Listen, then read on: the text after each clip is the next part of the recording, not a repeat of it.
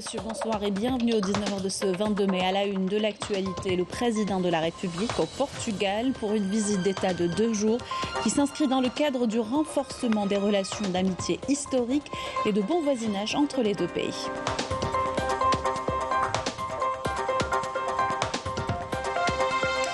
Nous reviendrons dans ce journal sur les relations historiques solides liant l'Algérie et le Portugal et consolidées par la coopération économique bilatérale.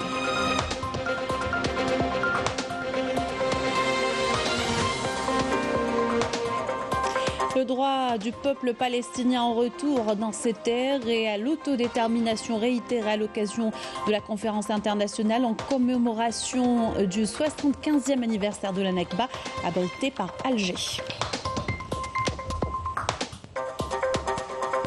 Ouverture du salon de l'agriculture, de l'élevage et l'agro-industrie. Pas moins de 600 exposants venus de 29 pays réunis au CIPSA. Le Sénégal est invité d'honneur de cette 21e édition. Les détails tout à l'heure. Bienvenue à tous, heureuse de vous retrouver. Tout d'abord, le président de la République, Abdelmadjid Tebboune, est arrivé ce lundi après-midi à l'aéroport international de Lisbonne, au Portugal, pour une visite d'État de 2 jours.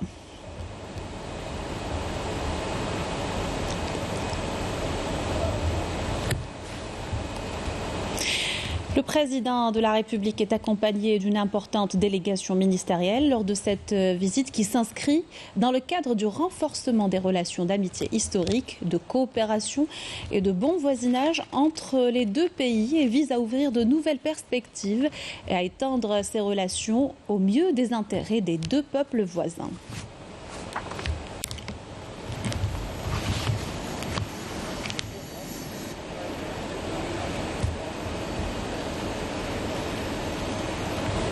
Le président de la République, dans sa première étape de la visite d'État au Portugal et suivant la tradition qu'il a instaurée, devrait rencontrer des représentants de la communauté nationale établie au Portugal. Je vous invite plutôt à écouter ces déclarations recueillies avant le début de cette rencontre par notre envoyé spécial Nedjoua Djeddi. نشكر رئيس الجمهورية عبدالمجيد تبون على هذه الزيارة. هذه زيارة كما قلت من قبل من ذهب وراح تعطينا الفرصة باش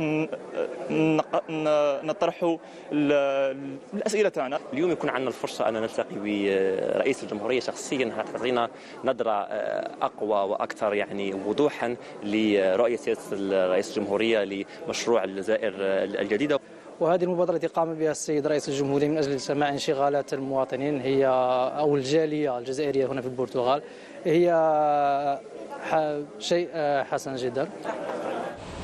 Le président de la République avait quitté Alger dans l'après-midi à destination du Portugal. La cérémonie de départ a débuté par l'hymne national.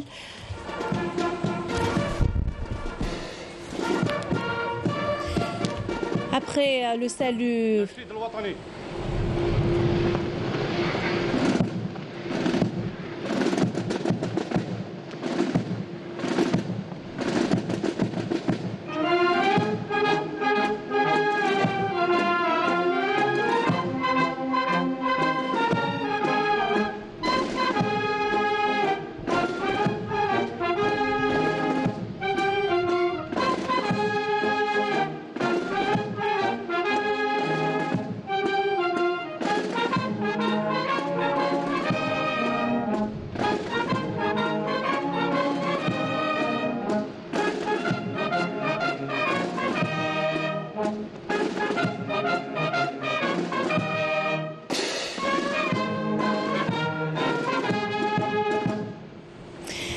Après le salut au drapeau, le président de la République a passé en revue un détachement de la garde républicaine qui lui a rendu les honneurs.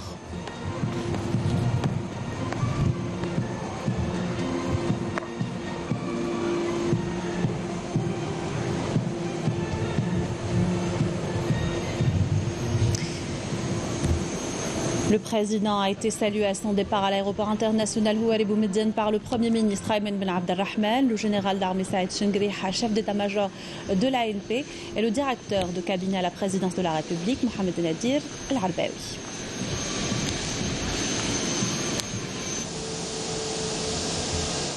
Les avions de chasse relevant des forces aériennes algériennes ont escorté l'avion présidentiel dans l'espace aérien national.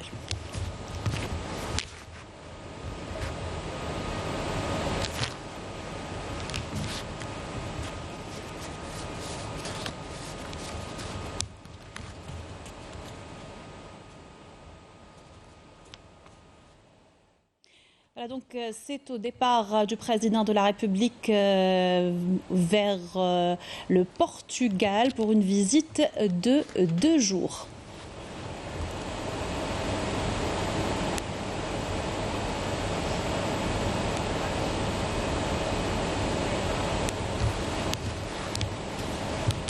Et des relations solides lient l'Algérie et le Portugal, des relations historiques consolidées par la coopération économique entre les deux pays.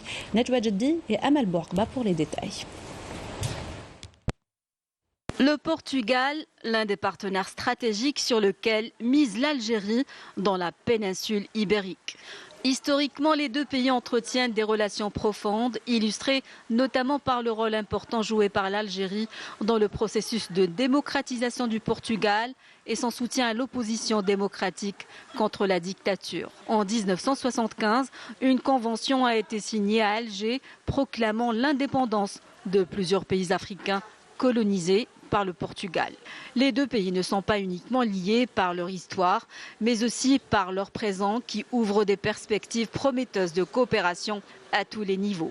Alger et Lisbonne sont liés depuis 2005 par un traité d'amitié, de bon voisinage et de coopération. Les deux pays entretiennent de bonnes relations politiques et diplomatiques, des relations confortées par leur convergence de vues concernant plusieurs questions d'intérêt commun. Les deux parties contribuent également au développement de la coordination politico-sécuritaire et de la concertation dans le cadre des organisations de coopération régionale et font aussi partie de forums communs dans le groupe 5+5.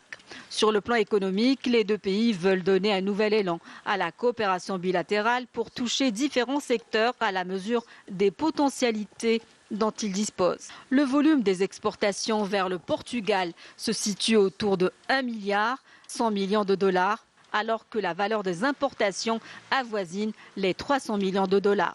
De même, 80 entreprises portugaises sont présentes en Algérie, alors que le montant des investissements portugais ne dépasse pas les 60 millions $. Des chiffres qui sont appelés à se multiplier compte tenu des engagements des deux pays. Il est question ainsi d'impulser la coopération économique sur la base du principe gagnant-gagnant. D'autant plus que les opportunités sont multiples dans le domaine de l'énergie, des énergies renouvelables, de l'industrie, des start-up et du tourisme. Il faut savoir aussi que l'Algérie est un partenaire de choix pour le Portugal. Il est le principal fournisseur de gaz, couvrant une grande partie des besoins de ce pays à travers des partenariats mutuellement bénéfiques, un engagement réaffirmé aussi lors de la 6e session du groupe de travail mixte de coopération économique algéro-portugais qui s'est tenue à Alger tout récemment. Dans l'actualité, l'Algérie a abrité ce lundi une conférence internationale commémorant le 75e anniversaire de la Nakba palestinienne. Le droit du peuple palestinien au retour dans ses terres et à l'autodétermination a été réitéré à l'occasion. Les détails par Amal Siridir. La commémoration du 75e anniversaire de la Nakba démontre encore une fois la position constante de l'Algérie en faveur de la juste cause du peuple palestinien. L'Algérie restera toujours fidèle à ses principes bâtis sur la base du soutien au droit légitime à la décolonisation et à l'autodétermination et l'édification d'un État palestinien souverain. L'Algérie n'a cessé de condamner les crimes perpétrés par l'entité sioniste et d'alerter les Nations Unies et le Conseil de sécurité.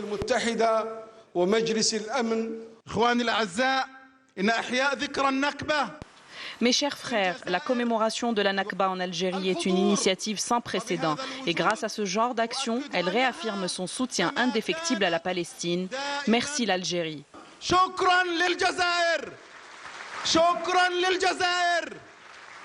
Les participants à cette conférence ont appelé à l'accélération de la concrétisation de l'Union nationale palestinienne en application de la déclaration d'Alger signée en octobre dernier à Alger par les factions palestiniennes. L'Union nationale ne sera concrétisée que si l'on met un terme à la division et que tous les Palestiniens s'unissent sous la bannière de l'Organisation de libération de la Palestine, son unique représentant légitime. Et ce, en application de l'accord d'Alger signé par toutes les factions palestiniennes sous le haut patronage du président de la République algérienne démocratique et populaire Abdelmadjid Tebboune. Je tiens donc à exprimer mes remerciements et toute ma considération à l'Algérie, au président Tebboune et au grand peuple algérien. Il a également été question d'appeler encore une fois la communauté internationale à mettre fin aux violations répétées et aux crimes perpétrés par les forces de l'occupation sioniste à l'encontre des civils palestiniens. Algérie Post a émis un nouveau timbre postal à l'occasion du 75e anniversaire de la Nakba palestinienne. Il représente la mosquée Al-Aqsa avec à ses côtés une clé, symbole de l'attachement des Palestiniens au droit de retour sur leur terre. Timbre conçu par le jeune plasticien Mu'taz Billah Serris et est émis en 200 000 exemplaires. Et l'Algérie condamne dans les termes les plus fermes la prise d'assaut de la mosquée Al-Aqsa par un responsable de l'occupation sioniste sous la protection des forces d'occupation dans une violation flagrante et répétée du droit international et des décisions de la légalité internationale pertinente. L'Algérie réitère sa condamnation de ces pratiques provocatrices qui font suite à une série d'agressions sionistes systématiques contre le peuple palestinien et ses droits légitimes, inaliénables, et appelle la communauté internationale à assumer toutes ses responsabilités face à une grave escalade de l'occupant sioniste et son intransigeance à l'encontre du peuple palestinien. L'Algérie réaffirme son entière solidarité avec le peuple palestinien frère ainsi que sa position constante en faveur de la cause palestinienne, pour le recouvrement de ses droits légitimes, notamment le droit à l'établissement de son État indépendant avec Al-Quds al-Sharif comme capitale. Et la Nakba, un crime continu. 141 Palestiniens ont été tués par les forces sionistes à Gaza et en Cisjordanie depuis le début de l'année. Les derniers assassinats en date concernent 3 Palestiniens tombés en martyrs à la suite d'un nouveau raid de l'armée de l'occupation sioniste à Naplouse. La présidence palestinienne dénonce un véritable massacre et un crime de guerre majeur. Autre cause juste soutenue par l'Algérie, la cause sahraoui. Le président du Conseil de la Nation, Salah Goudjil, a reçu le président du Parlement sahraoui, Himma Salama, le ministre sahraoui de la Jeunesse et des Sports, Hasnitouf Mohamed Deshbel, accompagné de la sélection nationale sahraoui de football en présence de l'ambassadeur sahraoui en Algérie, Abdelkader Al-Boumar.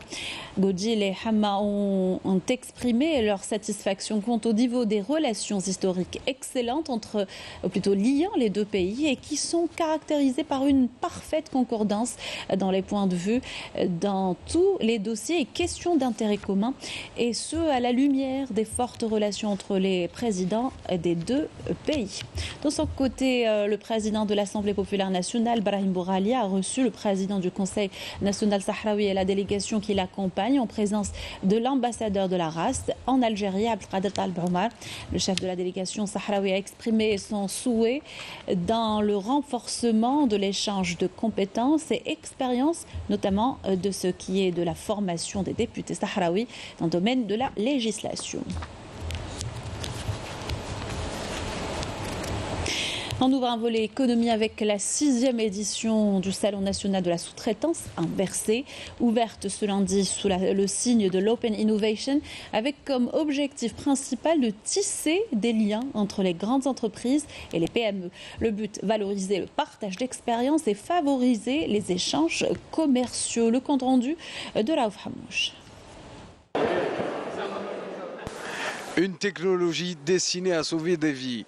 Les robots pompiers sont en train de révolutionner les méthodes de lutte contre les incendies. Développée par la start-up BK Fire, cette innovation en a séduit plus d'un, puisque les représentants des structures portuaires présentes à cette 6e édition du Salon de la sous-traitance inversée expriment déjà leur intérêt pour un partenariat. Le robot pompier, c'est un robot tout-terrain qui peut accéder à des endroits difficiles, qui peut protéger des humains comme les sapeurs-pompiers. Alors, il a une autonomie de 6 heures, il a des batteries internes, il a une télécommande qui peut communiquer jusqu'à 300 mètres. Il y a un canon à eau. Alors, si on donne 120 mètres cubes heure à une pression de 12 bars, on peut éteindre un feu d'une distance de 80 mètres. Alors, le tout il est développé en local et le taux d'intégration est de 80%. On est dans l'esprit de la sous-traitance inversée. C'est vrai, c'est une nouveauté pour nous parce que la dernière fois, on a fait un salon de la sous-traitance normale. Et là, c'est la sous-traitance inversée. Et là, on pourra trouver des solutions. Déjà, on a trouvé quelques ports qu'on essaie de trouver des solutions pour eux.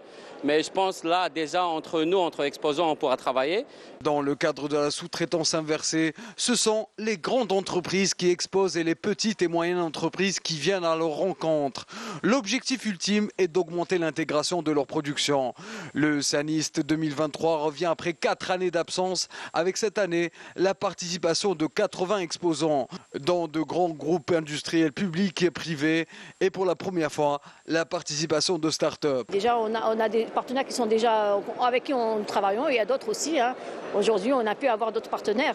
C'est le moment justement, c'est la journée où on profitait pour justement essayer de faire connaître nos services et aussi de décrocher des partenaires notamment et acheter d'autres services aussi ailleurs. Cette manifestation devrait permettre d'évaluer les capacités de production des entreprises algériennes et de renforcer le tissu de la sous-traitance qui viendra s'installer et se greffer autour de grands projets lancés dans plusieurs domaines. Autre salon qui s'est ouvert ce matin, celui de l'agriculture, de l'élevage et de l'agro-industrie. Pas moins de 600 exposants venus de 29 pays sont réunis au CIPSA Filaha. Le Sénégal est invité d'honneur de cette 21e édition où des solutions innovantes sont proposées, comme vous allez le voir dans ce reportage de Yanis Saïd Belkacem. Coup d'envoi du 21e CIPSA Filaha et Agrofood avec le Sénégal comme invité d'honneur. Un espace réunissant les professionnels dans divers domaines en rapport direct ou indirect avec l'agriculture, en droite ligne avec la stratégie nationale de développement du secteur visant à augmenter la production des cultures stratégiques, notamment en vue de répondre aux besoins nationaux, réduire les importations et contribuer à la diversification des revenus du pays par l'exportation. Ce salon est pour nous une opportunité d'échanger et de découvrir les dernières technologies en matière d'agriculture, de pêche et d'élevage. C'est également une occasion de faire découvrir aux visiteurs notre agriculture. Nous avons désormais une visibilité qui est plus nette. Nous savons où nous allons mettre les pieds pour assurer un avenir meilleur pour notre pays et par extension pour l'ensemble de notre continent. Nous privilégions évidemment les échanges sud-sud. D'ailleurs, c'est l'objet de notre rencontre d'aujourd'hui. Une édition qui revêt une dimension africaine dans le cadre du renforcement de la coopération sud-sud. Je pense que c'est à cause des relations bilatérales, des relations économiques qu'entretiennent les deux pays. Et nous remercions tout le monde et des remerciements au président du salon, puisqu'il y a beaucoup de professionnalisme. L'Algérie a un très grand potentiel. C'est un très grand pays, un pays agricole, un pays qui offre beaucoup de potentialités. Et nous estimons qu'aujourd'hui, il est important de renforcer les partenariats qui existent, notamment entre le Sénégal, qui aussi, vous le savez, est un pays qui développe beaucoup de choses entre donc, ce pays-là et l'Algérie. Et ce salon-là offre l'opportunité de pouvoir rencontrer énormément de partenaires, de prendre des contacts, de veiller au retour à entretenir des relations pour qu'effectivement on puisse aller dans le sens de travailler entre Africains. On accompagne des fermes pilotes étatiques, on accompagne des investisseurs algériens privés sur leur développement. Donc les partenariats qu'on fait et sur le suivi de l'agriculture algérienne, sur le suivi de l'expertise des agronomes algériens, et on fait en sorte que le niveau de notre agriculture ne cesse de se développer. Parallèlement à cette manifestation se tient pour la première fois une exposition sur les industries agroalimentaires en Afrique, Africa Agri-Food et le salon de la pêche durable et des produits halieutiques. Jazakwa, un espace est également réservé exclusivement aux start-up. À propos de pêche, coup d'envoi officiel de la campagne de pêche au thon rouge de l'année 2023 par le ministre du secteur. C'était ce matin depuis le port de pêche de Gouraya à Tipaza où 13 thoniers, dont 3 fabriqués localement, sont sortis. Une vingtaine d'autres sortiront des ports d'Oran, Annabat, Lemsan, Mostaganem et Ain Timouchent vers les hautes mers. Outre la hausse du nombre de thoniers passés à 32 navires cette année, une augmentation du quota de l'Algérie en thon rouge, soit un total de 2023 tonnes contre 1650 l'année dernière. Signature d'une convention de jumelage entre l'université américaine Avila et 10 universités algériennes. Il est question d'échange d'expériences et d'enseignement, la formation également, la recherche scientifique et le développement technologique. La signature de cette convention s'inscrit dans le cadre de la concrétisation de la nouvelle politique du secteur visant à développer des partenariats de l'université.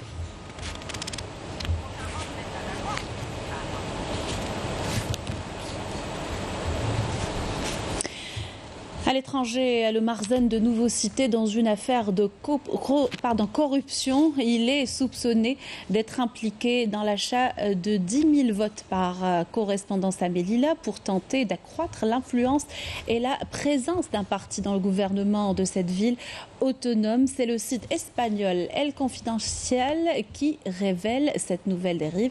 Selon le site, de hauts responsables des services d'information de la police et de la garde civile espagnole ont émis le soupçon qu'Oraba essaie d'assurer la présence de la coalition musulmane pour Melilla dans le gouvernement de la ville autonome pour augmenter son influence dans cette enclave stratégique. On va parler du Soudan. Des raids aériens et explosions ont frappé Khartoum ce lundi, quelques heures avant l'entrée en vigueur d'un cessez-le-feu d'une semaine promis par l'armée et les forces de soutien rapide. Ils visent à laisser passer civils et aide humanitaire depuis le 15 avril. La guerre a fait 1 millier de morts et plus d'1 million de déplacés et de réfugiés. Si le conflit se poursuit, 1 million de Soudanais supplémentaires pourraient se réfugier dans les pays voisins, prévient l'ONU.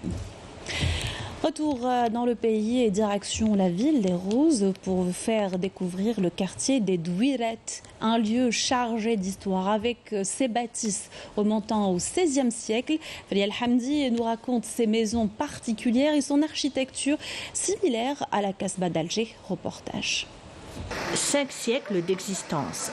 Le vieux quartier des Douiret, un des premiers ensembles urbains de la ville des Roses, continue à subjuguer les visiteurs par des caractéristiques architecturales semblables à celles de la Casbah d'Alger, s'en démarque par ses toitures de tuiles et ses portes étroites, ses patios, ainsi que ses jardins intérieurs qui évoquent la lointaine Andalousie.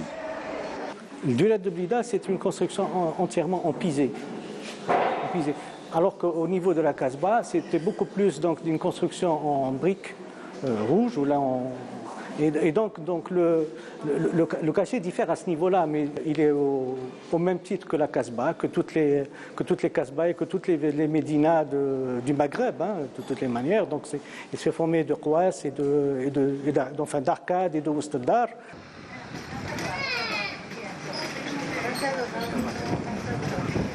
Selon de nombreux témoignages d'anciens habitants, le quartier de Douiret avait abrité de nombreuses réunions de militants durant la guerre de libération, et également célèbre pour avoir vu naître de grands artistes. C'est un quartier historique et qui a fourni plusieurs artistes du chant ou bien du théâtre, du cinéma et du ulama. Et à l'occasion de la célébration du mois du patrimoine, l'association Mosaïque de Blida et des arts plastiques a organisé une exposition en hommage à ce quartier mythique. Bel espace comme vous voyez, le patio qui est si joli, là où nous exposons nos œuvres sur le patrimoine de notre association avec la participation de nos artistes et les nouveaux talents qu'on a invités pour la première fois avec nous. Le partage et l'entraide. Ils ont tout gardé, les traditions, pour ce qui est de la broderie, des coutumes, tout. Toutes les anciennes familles de Blida ont habité Douiret. Et donc, ça constitue une grande famille. Voilà. Et justement, ce dont a parlé tout à l'heure ma soeur, c'est le partage. Et la convivialité aussi. Et donc, voilà. Si on a besoin de quelque chose, eh ben, on n'éprouve même pas le besoin d'avoir besoin. Il suffit juste de taper chez quelqu'un et vous avez ce que vous voulez. Vous savez, les mariages autrefois, les gens n'avaient pas beaucoup d'argent. Donc, eh ben, s'il y avait une fête à faire, ben, c'est tout le quartier qui participe. كي تقولي دويرات تقولي مدرسة فن وثقافة وعلم وربي يخليهم أنهم داروا لنا هذا اليوم الخاص بدويرات إن شاء الله هذه العادة الحميدة نشوفوها في كل أحياء العاصمة. Douiret ou encore Hayouled Sultan, considéré comme l'un des plus vieux quartiers populaires de Blida, est en attente d'un classement au patrimoine matériel de la wilaya de Blida, en vue de le préserver du danger de la déperdition qui le guette. Voilà qui termine notre journal. Merci de l'avoir suivi. Excellente soirée sur Canal Algérie.